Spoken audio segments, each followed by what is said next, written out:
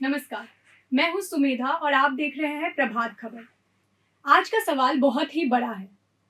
अगर आप या आपके जानने वाले लोन लेते हैं और दुर्भाग्यवश उनकी मृत्यु हो जाती है, तो क्या लोन माफ कर दिया जाएगा? या लोन आपके परिवार को चुकाना होगा? या बैंक कोई और तरीका निकालेगी इसे चुकाने का? आज इन्हीं सवालों का जवाब हम ढूंढेंगे बिल्कुल आसान शब्दों में। आज के दौर में कार, बाइक, मोबाइल से लेकर घर और पढ़ाई तक हर चीज़ के लिए लोग लोन लेते हैं। बैंक लोन देने से पहले व्यक्ति की क्रेडिट हिस्ट्री, आय या रीपेमेंट क्षमता देखती है। लेकिन जब लोन चुकाने से पहले ही लोन लेने वाले की मृत्यु हो जाती है तो दिक्कत शुरू होती है। मौत के बाद लोन का क्या?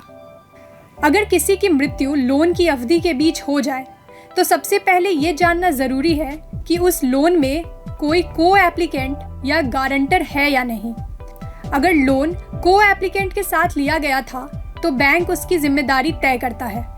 अगर को एप्लीकेंट नहीं है तो बैंक उस गारंटर से लोन की रिकवरी करता है जिसने उस वक्त गारंटी दी थी। अगर कोई नहीं चुका पाया तो अब मान लीजिए कि को एप्लीकेंट और गारंटर दोनों ही लोन चुकाने की हालत में नहीं है, तो बैंक लोन से जुड़ी संपत्ति को नीलाम कर सकता है। मतलब कि बैंक घर या वाहन को बेचकर अपनी रकम वसूलता है। अब यहाँ एक और चीज़ काम आती है, लोन इंश्योरेंस। अगर लोन लेने वाले ने इंश्योरेंस पॉलिसी ली थी तो उसके मरने के बाद लोन की किश्तें बीमा कंपनी द्वारा चुकाई जाती है। होम लोन, एजुकेशन लोन या पर्सनल लोन में ये बीमा बड़ी राहत देता है।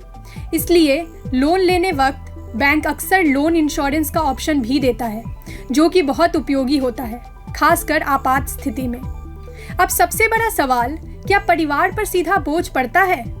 तो इसका सीधा जवाब है नहीं।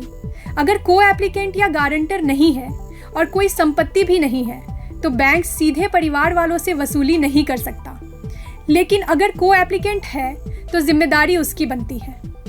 तो दो बातें पक्की समझिए, लोन लेने से पहले उसकी शर्तें पढ़ ले और जहां ज़रूरी लगे लोन इंश्योरेंस ज़रूर ले, या आपके परिवार को बड़ी आर्थिक परेशानी से बचा सकता है। ऐसी ही वीडियो के लिए बने रहिए प्रभात खबर के साथ। धन्यवाद। प्रभातखबर.com, विश्वास वही, रफ्तार नहीं।